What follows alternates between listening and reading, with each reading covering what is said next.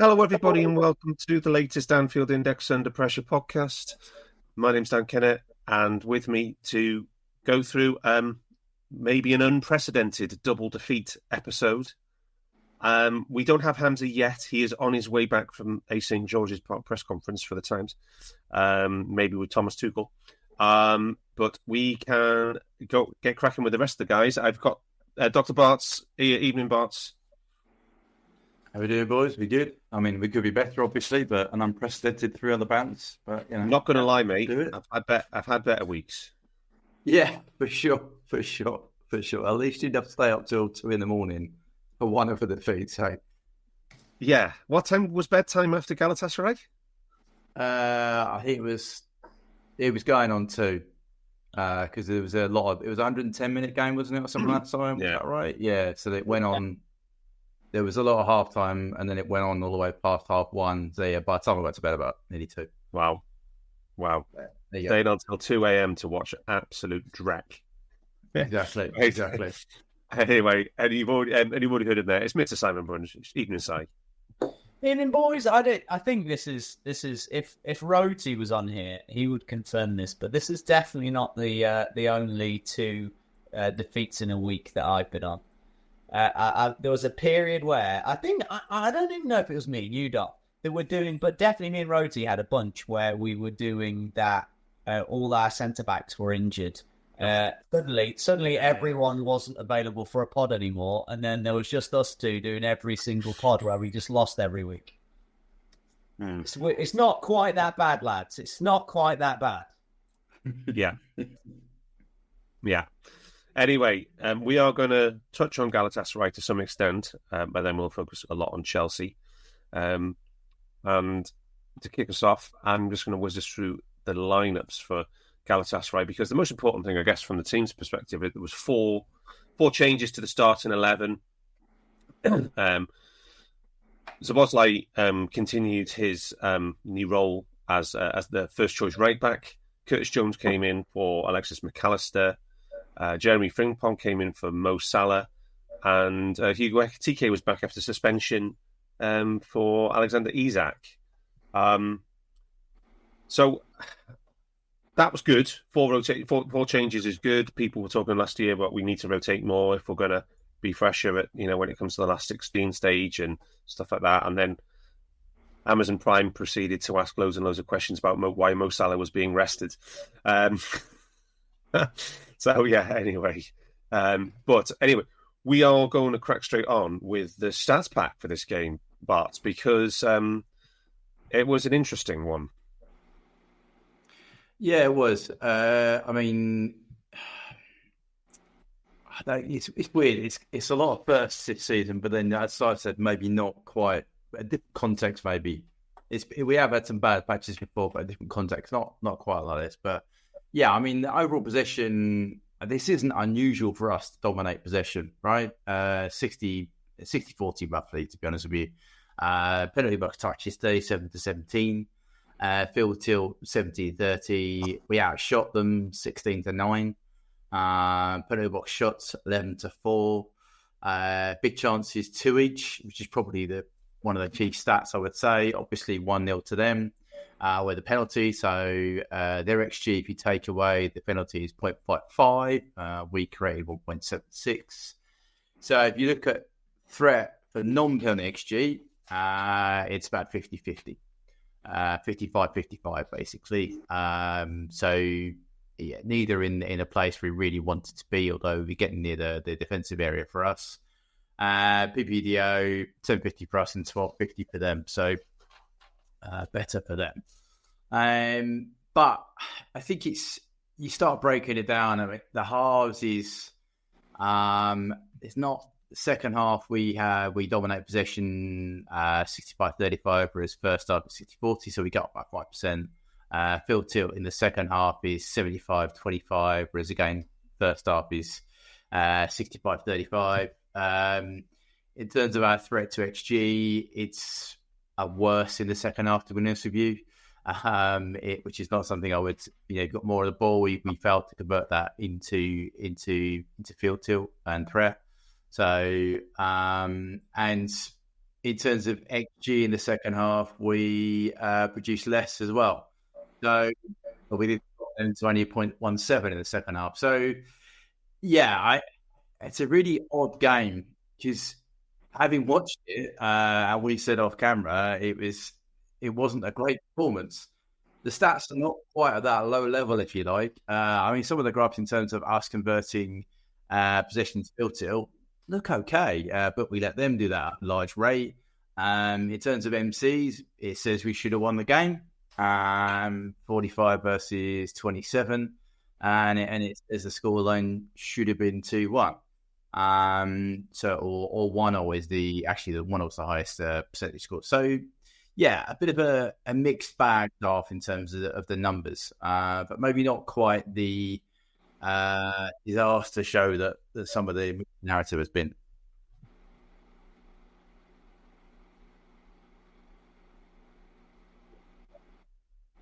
What's it saying on the Monte Carlo there for on the Sims 40 something for us?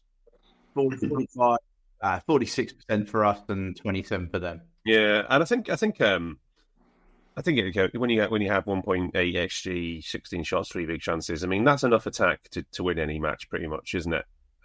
Yeah, and I think, Alisson makes a couple of incredible saves, right?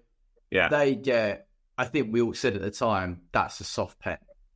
I don't think that gets given in the Premier League, right? Because there was one at the weekend, the Chelsea game we'll come on to, that doesn't get given, right? So I think that's the soft pen. Yes, to get to that point, Ali's played well, and Ali played well beginning of the second half as well.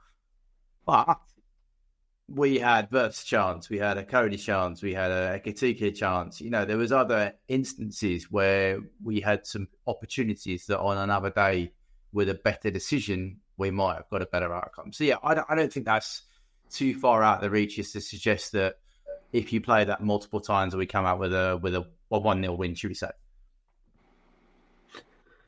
Yeah, that's fair. And I think obviously, as well as Hen just being for nothing more than stroking his cheek or stroking his beard, maybe. It was very soft, and that was immediately after Hugo goes clean through, doesn't he, and doesn't get his feet sorted. Yeah, and I think, and this was the surprising thing for me, was more than the penalty, was I expected Hugo to score there, because we'd got used to him going through, maybe being very decisive and saying, right, I'm going to put that bottom left.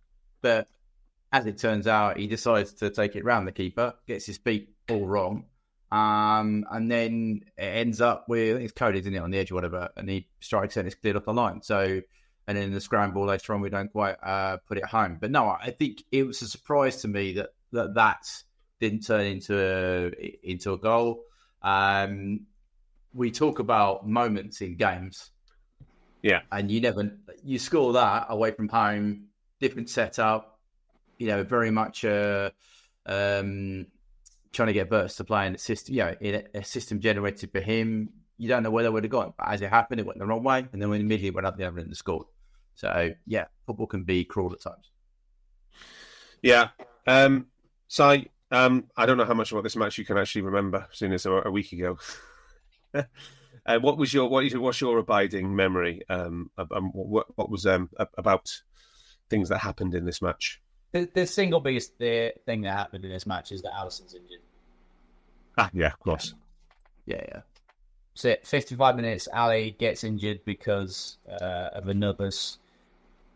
It's a really weird situation where statistically, Ibu's passing accuracy is actually up season on season, because he's making a really high number of passes, really safe, easy passes, just to and gets the ball back again because the opposition want him to have the ball. And then he occasionally goes, "Oh, I bet I'm going to try something a little bit fancier."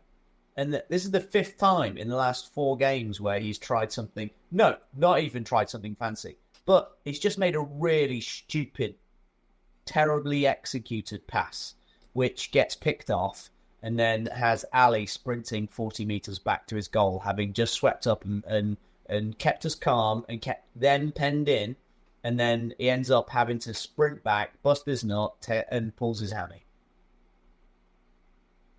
Yep. So, yeah. What's your memory of the game? What's the prognosis? There's no details leaked, but Ali has a 4.5 week average time for recovery so far of his hammy. So whenever he's had a tweak before, he's been missing for 4.5 weeks minimum.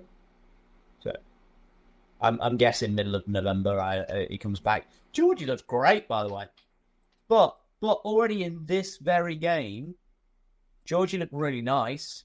Ali still made. He looks like the best goalkeeper in the world again. Yeah.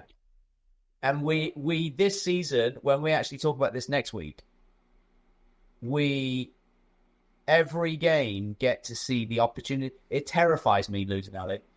I'm excited kind of to see that what Georgie's like, because I've literally just because I've never seen him before, and he comes highly rated, and I hear stuff in football that he's good. But I remember not having a good goalkeeper for most of my life. And you are going to get many bigger Mo Salah fans or Virgil fans. And the biggest difference in my life from Klopp's best team to the previous 30 years is that we didn't have Saïd in goal. The David James through Brad Friedel, these are Premier League, like top draw Premier League goalkeepers over history. These are really, really, really good goalkeepers, just not for Liverpool. But the difference between those and having actually the best in the world is greater than the difference between Mo Salah and Robbie Fowler or Fernando Torres. That we've always had really good attackers. Yeah. So your prediction is maybe after the November international break, we'll get him back. Yeah. I think he'll be ready before that, and then they'll try and keep him out if Georgie's doing well, so he doesn't go away for that ridiculous November international break. Yeah. And then obviously the other scare was Hugo Ekitike.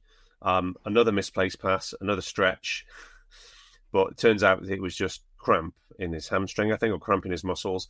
Here's a question for you, Si. Can you predict the date when Hugo Ekitike will play a full 90-minute match? Because it's crazy how we can't even get close to even maybe 60 or 70 still. It's bonkers. It seems to be an idea that we're going to rotate all the time, and so we are doing that. Like if we talk about at any point what Slot was saying, he's talked a lot this week. He's had some really in-depth interviews. I'm not sure where it's come from and why, but one of the things he talked about is the rotating more, and one of the narratives is about players' load, and the statistics don't back him up. And you even mentioned his rotation, and we actually are making fewer changes this season than last season. At this point, we're making fewer changes than last season, but as a on a per game basis, it's less.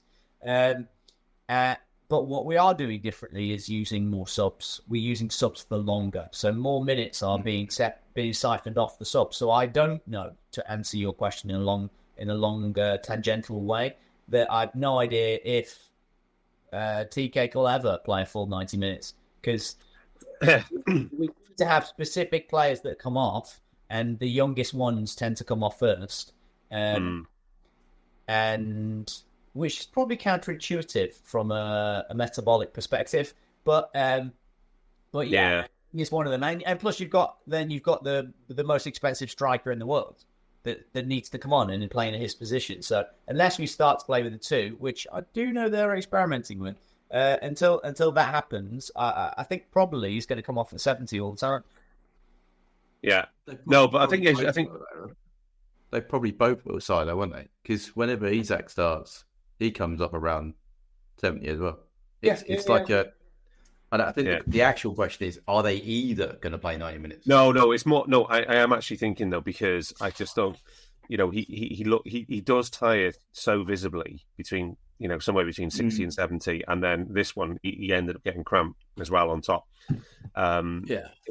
It's like when Grav was here and Slot said the first thing he had to do was increase his capacity for running. Yeah, and so I'm guessing that kind of thing takes a long time, say. Oh, yeah. If you're going to increase his capacity, you're talking like given the training loads when they get to actually train, that it could be the next season before you start to see actual increases like that, for sure. Yeah. I guess everybody listening to Barts will want us to talk about ball progression. This seemed to be the hot button issue after the match. Everybody just wanted to talk about how we can't progress the ball. Should we just talk about what Galatasaray did to cause us problems? Because they did play quite an aggressive, very central press, didn't they, across the pitch? Yeah, they would pretty much, if I remember correctly, they're pretty much man for man in that area. Just went absolutely, put the energy in. Every single pass, they were within us. Just see if I get the PPDA graph. We're only it was 108 to 108 game. Though I'm talking distance numbers, and which is not a lot for most. This would be a slightly lower than Premier League average game, but as I've mentioned many millions of times, tracking data is bullshit, and we seem to be in the greatest age of absolute bullshit of tracking data that's flying around this season more than any other season. I don't understand the tech getting better. Yeah. No, I think they were really hard. I mean, the PPDA, which is passes per defensive action, were generally between 3 and 4 for the whole game. Interesting around their goal, they got it down to about 3. So the highest actions for one of our passes is when they scored.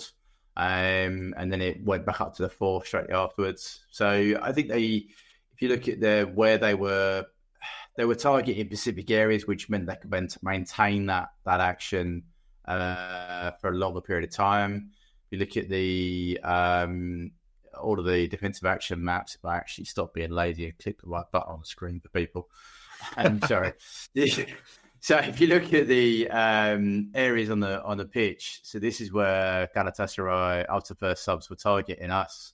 They generally left certain parts of the pitch alone. They didn't bother in it. Tight. So if we went anywhere near their fullbacks, they were high on the defensive areas they were targeting. Left our fullbacks alone when it was in our defensive third, but they were pressurising our 6 areas. Whenever it went into Grav, which we saw a lot, because Grav made 2 or 3 errors. Errors is a harsh term maybe, but he was caught on the ball a couple of times with a high press from their guy who was normally playing, I don't know whether played at 10, but the furthest fielder, attacking midfielder. And then if you split that down by half, so this is the first half, again, very generated around our left back, Cody, where Barts was playing and where TK was playing. And then if we go up to second half, it switches over to the other side of the pitch. And then our fullback started to attack better in the second half, or we had to come out to 1-0 down. So they started engaging those when they came into the final third. They didn't do any defensive actions, bar maybe 7% in our defensive third. Whereas first half, they had a little bit more action. So, yeah, you can see what Galatasaray were trying to do, though, setting up areas to say, right, you can play it here. You can play sort of around these areas. You can have it here. If you come anywhere into here, we'll target your 6. If you come out to the wide areas, we'll try and pounce on your wingers and then funnel it through, which is, if you look at what they were doing with post a defensive action, they were winning it, getting it into their midfield, and then they were playing it out to the wide areas or through our defensive line, which was largely down here because Virgil had them parked pretty high, as we normally do. So that was high energy from Galatasaray. I know the data is rubbish side, but it would have been really interesting to see how the breakdown per position, because I would imagine their centre mids put a lot of their effort into, whereas their defensive line, because it sat so deep, probably didn't have to do as much work, particularly second half. But we, as you say, the data is not particularly great on that. So, yeah, I think it was it's a little bit better than, a little bit smarter than old school, but they put a lot of effort and they had targeted areas to impose themselves defensively, and they kept going at it and they managed to maintain it for, I would say, the majority of the game. It was only in the last set of subs, so the last sort of 10 minutes of the game, did we start to get a bit more camping into their half and keeping a bit of pressure on. pressure I used with quotation marks. I'm not sure it was that sustained, but yeah, I hope that answers your question, Darth. Yeah, I mean, it was just a very, very frustrating game. Ball and play time was extremely low for the match. I think it was less than 50 minutes out of a nominal 103-minute match on the clock, which is just crazy. a lot of injury breaks. Oh, sorry, injury breaks. Yeah, all kinds of stuff going on, wasn't it? And the second half was just even more frustrating than the first, Barts, to be honest, wasn't it? Yeah, I think it just... Mike, a lot of this conclusion... Simon made a good point there about the best goalkeeper you've had, but equally, I'm not used to seeing our players make these errors on the ball. Does that make sense? I'm used to seeing this team go away in Europe, kill the crowd, right? Be defensively solid as a team, and then nick something just before half time, typically when we've scored away from home, and then come out half really shut the crowd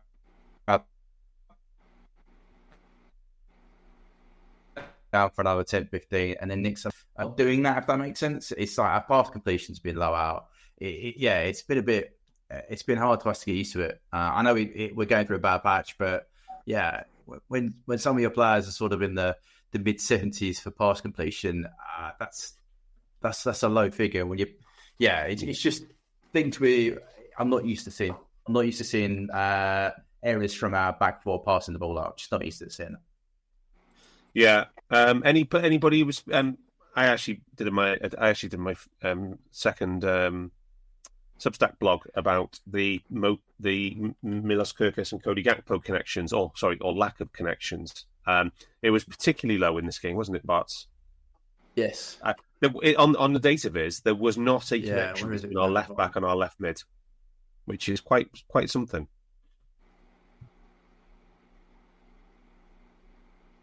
Yeah, and 5 times. So Kerkez has got passes to Curtis, Grav, and Virgil, and he has not over 5 to Cody. So yeah, I think there was one pass from Cody to Kerkez on the overlap. That was it in the entire game. So yeah, an interesting point of which you've done a great Substack on for people to go and have a look at, and why it is a problem for us to build down that left-hand side. Yeah, it's something that needs to improve on that, definitely. Yeah, definitely. I mean, I think that's just on the worst defender on the passing was Jeremy Frimpong with only 74% pass completion. But Ibu Konate at 84% for a centre back. That you want your centre back no less than 92-93% pass completion. Yeah, to be down at 84, that's pretty. Yeah, 84 is low. To have, it's just a lack of involvement. I mean, Konate again. What was his defensive? I feel like I'm consistently having to go at Konate, by the way. I don't mean to, but he didn't deal with all the threat coming his way, which is pretty standard for him now. It's area of success at 83 for Konate, which is okay. But yeah, it's just not a glowing performance from him, considering those around. I mean, Dom comes in and plays right back, has got 89% pass completion, contributed 11% to our threat on the day. It's not a level we're expected to see from him. What's his duel rate? I didn't know. A quick check of that. So lost both his duels he went for as well. So I know duels can be a bit subjective, but still, whether that's non-engagement or just non-completion is a problem. Yeah. It got so bad at even at one point in this game, so even Curtis Jones lost the ball in front of his own defence. I mean, I hate that gets picked out because I thought he was our best player. I think. I really am enjoying that he walks on the pitch. The thing that he's always had, no cares, he thinks he's the best, always thinks he's the best player, but he's behaving constantly like he's the best midfielder on the pitch. Like, he wants the ball. And also, I think he's moved on from a couple of years ago where he wanted to prove a point, give me the ball in the tightest of areas so I can do it. now he's making the right choices, demanding possession when it's the most important thing in that situation there, when he can alleviate some pressure. But he's also making faster passes to set a tempo. I think I don't know. I'm more worried about some of the players we've got called world class and or on the ascension to world class and their performances this season than Curtis. And I think I wish Curtis would be getting some more game time. I think we've got a couple of lads who look like they've earned more game time and they're not getting it. Yeah, I mean, there was a lot of people lumping Jones in with everybody else for the passing in this game and the progression, but I thought he was easily the best of our midfielders in terms of passing the ball and linking the play. Anything else we want to say about Galatasaray? I think the only, just to add to that point, I also heard the narrative that Curtis and Graham only passed to each other.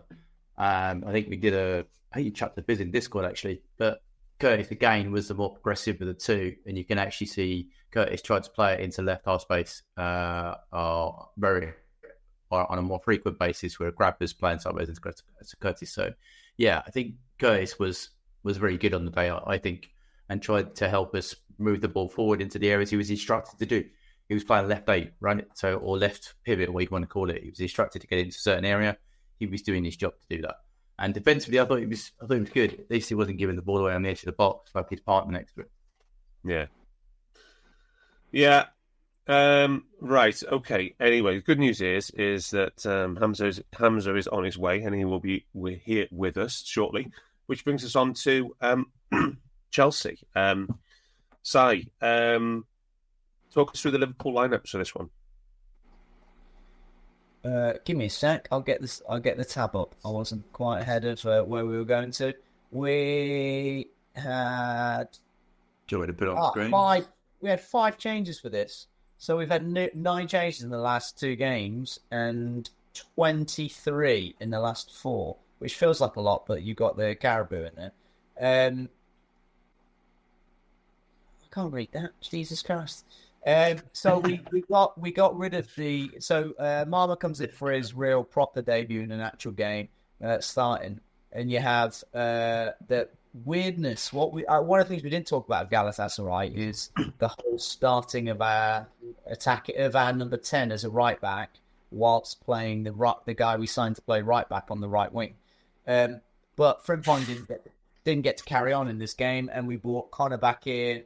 Kirk has kept his place in the team, but this is the first 3 games in 7-day period that he's playing. And the biggest thing was that Verts wasn't playing, wasn't it? There's lots of conversation around that, but we got Mo, Gakpo, and Isaac starting for the first game, which on paper, I think, not for fans, but for on a slot, I think that's his first choice run through. Talking about players completing 90 minutes, like I mentioned on the Galatasaray section, would Florian Wirtz not starting be any way connected to the fact that he just completed 90 minutes for the first time in a Liverpool shirt against Galatasaray?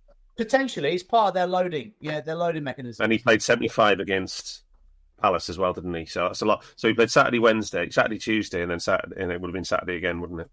Yeah. So they would have looked at this block, and you'd have to factor in with these boys how much game time they get for their countries as well. So we can't just look at this one block and then go, you can make up or modify during the international breaks. You can't. When Wirtz and Zobbo and Van Dijk, they're playing every minute for their countries as well. They're their most important players. You have to factor that in. So they know that he's going to carry on playing the next 2 games, and then right through he's got. We then have 7. We really have the EFL, so we've got 6 games in the next 3 weeks, on 2.5 weeks on top of that. I think it's like 22 days maybe. Anyway, so they will have already plotted out where potential games that he isn't going to start in, and they will have done that for a bunch of those. I'm not sure where Zobbo's is. I think they just plan on him catching fire at some point and turn into dust. But yeah, just to let everybody what size reference in there is that we've played 11 games in all competitions, including the Charity Shield, and Szoboszlai started 10 of them and finished 10 of them. The only one he's not been involved in is the Carabao, and so basically he's playing as much as Virgil, which is for an athletic midfielder. That's quite something, isn't it, Si? Yeah, we're going for he's on target for 140% of his career max. Wow. Yeah. He is the right age to be nudging his career maximum, and his career max was last season, and pushing those things. But man, he plays in the most intense manner possible. So he's going to be one of those guys you despite his incredible athleticism, it's a big risk. 40% increase is a big risk in anybody. Maybe it's just waiting while McAllister gets fully up to speed, and then it'll be more rotation at that point. Maybe, who knows? Although he is the first choice right back now, it seems, so he's never going to get a break. Yeah, I do think so. We talk about loaded strategies a lot, and as I mentioned frequently, these are all subject to what's going. Like the coach, we got to win, and the coach is then constrained by what's available. And his only discussion in any of this is that at some point he could have had some minutes mitigated by Curtis. And I suppose you could have played the right backs. But then he's used Zobbo to try to build up the capacities and resilience of the two fullbacks who are injured, one of which was brought in fully expecting to never get injured because he's never been injured before. So there is that. So it is kind of like a perfect storm to press all of Zobbo's buttons all at the same time. So hopefully it will start to dissipate as the season goes on, and he can get a little bit of freshness at some point, because we've watched him for 2 seasons and he got fried both times at varying points.